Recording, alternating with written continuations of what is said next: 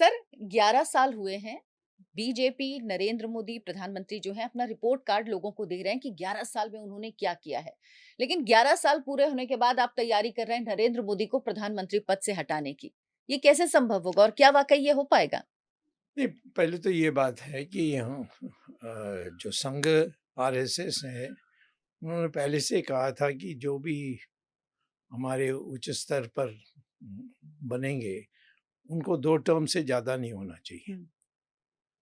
तो इन्होंने जिद करके तीसरा भी लगा दिए जब उनकी बहुमत नहीं थी। दूसरे पार्टियों को जोड़ करके उन्होंने बनाई है।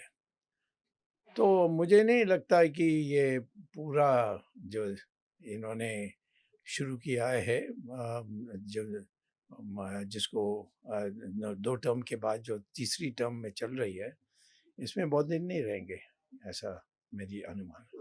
ये आपका अनुमान है या आप कुछ तैयारी भी कर रहे हैं इसको लेके? नेचुरली मैं तो तैयारी करूँगा ही, क्योंकि इन्होंने हमारे देश को हमारी ज़मीन सब चाइना को दे दी। जो निर्विवाद ज़मीन थी, यानी चाइना खुद नहीं चाहता, यानी दावा किया कि ये हमारा है। फिर भी उन्होंने दे दिया। अब और उसको दबा दिया। वो इन्फॉर्मेशन किसी ना पार्लियामेंट को बताया गया, ना पब्लिक को बताया गया, किसी को बताया नहीं गया। क्यों ऐसा करना चाहिए उनको? फिर इसी प्रकार से पाकिस्तान ये जो पाकिस्तान से लोग आए थे और हमारे 26 लोगों को हत्या की, पहलगाम में, हाँ। उनके पत्नी देखते रह गए। अब वहाँ 3 दिन गए और फिर अमेरिका ने हुक्म दिया तो इन्होंने युद्ध विराम कर दिया। तो ऐसे व्यक्ति को हमारे हमारे पार्टी के लिए नुकसान होगा और हमारी पार्टी को पब्लिक फिर सजा देगी। तो इसीलिए इसको हटाना चाहिए। आपको क्या लग रहा है नरेंद्र मोदी ने जो 2 टर्म में काम किया और तीसरा टर्म है उसमें देश को वो पीछे ले गए, आगे नहीं ले गए हैं? नहीं, नहीं, वो पहले भी उन्होंने कहाँ किया। वो चाइना के साथ बैठ कर के उन्होंने सारा ज़मीन उनको दे दिया था। ये तो पहले इसमें ही है। मैं तो समझता हूँ कि सिर्फ इन्होंने जो इनके जो प्रतिद्वंदी होंगे या इनके विरोधी होंगे, उनको इन्होंने नुकसान किया, परंतु बाहर के लोगों को हमारे देश में जो आए हैं, उनको उन्होंने कुछ ही नहीं किया अभी तक। और 4th लार्जेस्ट इकोनॉमी बन गया है देश हमारा। हम तो पहले से 3 लार्जेस्ट हैं। इनको तो आंकड़े नहीं आते हैं, इनको कुछ गणित नहीं आता है, इनको कुछ इकोनॉमिक्स पता नहीं है, तो ऐसे ही 4 से 4 बोल दिया।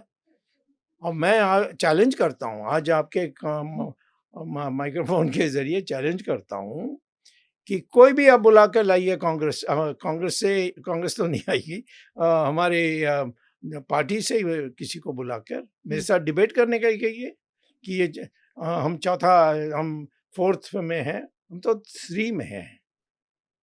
हम आप कह रहे हैं पहले हम टॉप और 3 में अभी हैं। नहीं, 2002 से। 2002 से हम टॉप 3 इकोनॉमी में हैं। हाँ, ये कैसे सर? मुझे भी कहता अंतर्राष्ट्रीय हूँ, आंकड़े तो लेकिन कुछ और मैं कहते तो हैं।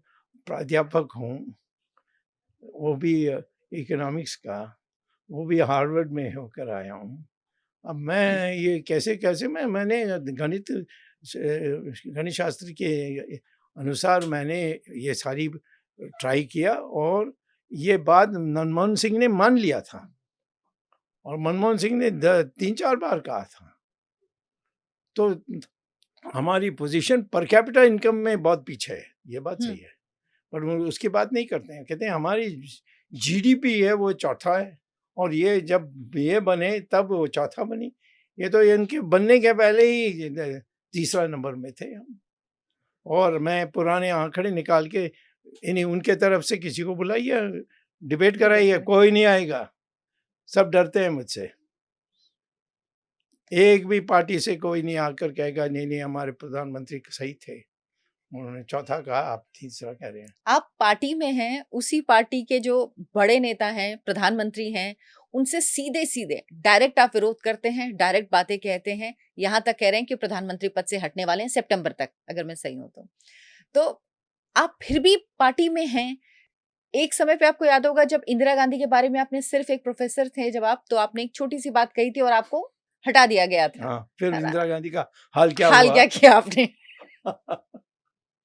तो मतलब कैसे ये कैसे होता है कि आप उसी पार्टी में हैं और सबसे क्यों? बड़े नेता को आप ये पसंद नहीं करते हैं, ये उनकी आप इतना ये इतना ये तो लोकतंत्र है। क्रिटिसिज्म करते हैं? ये तो लोकतंत्र है और बिल्कुल अन्य है। देशों में ऐसा होता है। विंस्टन चर्चिल ने अपने प्राइम मिनिस्टर को कहा, तुम गधा हो, तुमने जाकर हिटलर के साथ समझौता कर ली। ये इन भाषा में उन्होंने कहा। आप और भी तो कहते हैं डरपोक हैं और क्या-क्या कहते हैं, नमक हराम है यस, नरेंद्र मोदी के बारे में। कहता हूँ तो उसका जवाब दीजिए। मैं क्यों नहीं कह सकता हूँ? जब हमारे देश में ये जो आतंक फैली हुई है या जो भय फैली फैली हुई है, अब क्या पत्रकार सब डरते हैं यानी ये सच लिखने में। क्यों? ये तो लोकतंत्र है। आप भूलिए, कोई गलत होगा तो क्या केस डालिए कि इन्होंने हमारी प्रतिष्ठा को खराब किया, इनके ऊपर केस डालिए। ऐसा करना चाहिए। केस डालेंगे तो और बुरा होगा उनके लिए। मेरे ऊपर तो किसी ने केस नहीं डाला। सर आपसे कौन केस लड़ पाएगा? आपने तो ऐसे-ऐसे लोगों के अदालत में खींचा है क्यों मैं कि अकेला ये इतने इनके पास कितने अटॉर्नी जनरल, सॉलिसिटर जनरल, ये इतने का मिनिस्ट्री ऑफ लॉ है, ये सब है। इसके बाद भी मेरे साथ मेरे मुकाबला नहीं कर सकते।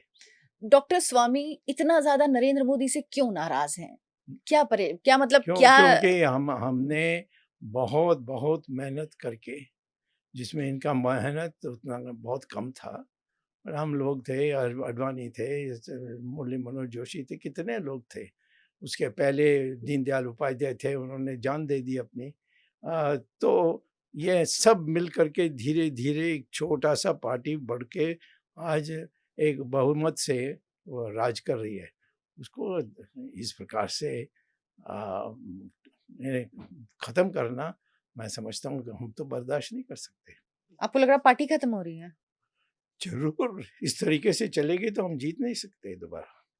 नरेंद्र मोदी के बाद किसको आप देखते हैं प्रधानमंत्री के तौर अरे पर? वो कोई भी हो सकता है। ये बीमारी से आप हटो। अच्छा। जवाहरलाल नेहरू के बाद कौन हो सकता है? जब हाँ, ये क्योंकि जब हमारा जब डिस्कशन का ज एक पॉइंट जब होता है। जब जब हमारे उसकी जगह में जो आए उसको तो कहते हैं सोने, ये तो चिड़िया है, ये है, वो है, लोग सब कहते हैं। परंतु आगे में लाल बहादुर शास्त्री महान निकले। उन्होंने जिस तरीके से पाकिस्तान को ठीक किया। तो नरसिम्हा राव, वो तो बीमार थे। लोग कहा कि ये तो थोड़ी दिन के लिए है, उसके बाद सोनिया गांधी आएगी। बट उनकी स्वास्थ्य सुधर गए पावर में आने के बाद। और कितना काम किया उन्होंने, सारा जो परिवर्तन किया इकोनॉमिक्स में, वो तो उन्होंने नहीं किया। नरसिम्हा राव ने मनमोहन सिंह को भी बुलाया था और उनको फाइनेंस मिनिस्टर बनाया था। मुझे भी कहा था फाइनेंस मिनिस्टर बनो, परंतु कांग्रेस में ज्वाइन करो। मैंने कहा मैं नहीं करूँगा। तो उन्होंने मिनिस्टर रैंक पोजीशन दिया मुझे, परंतु मिनिस्टर नहीं बनाया। नहीं, उनको लगा ना कि आपको शायद साथ लेना ज़्यादा आसान है, अगर साथ रहेंगे तो मुश्किल कम होगी, अगर आप दूर रहेंगे तो मुश्किल ज़्यादा होगी। है ना? तो कम से कम पता नहीं, रहेगा कि डॉक्टर स्वामी क्या करने वाले हैं। उनके लिए कोई मुश्किल नहीं हुआ। वो रोज़ 5 बजे मुझे चाय के लिए बुलाते थे। इसीलिए बुलाते थे ना सर, कि ओके, मुश्किल ना हो। ठीक है, तो फिर हमें ठंडा रखना है तो फिर ऐसे ही व्यवहार करना चाहिए। मुझसे कोई धमकी देगा तो मैं उसको यानी खड्डे में डाल दूँगा। लोग तो कहते हैं ना डॉक्टर स्वामी की ना दोस्ती अच्छी ना दुश्मनी अच्छी, क्योंकि वाह! दोस्ती के यही बाद जब वो ऐसे ही होना दुश्मनी चाहिए। करते हैं तो फिर ऐसे ही बहुत होना बुरी चाहिए। स्थिति मैं करते हैं। किसी के लिए पक्ष में नहीं बोलूँगा।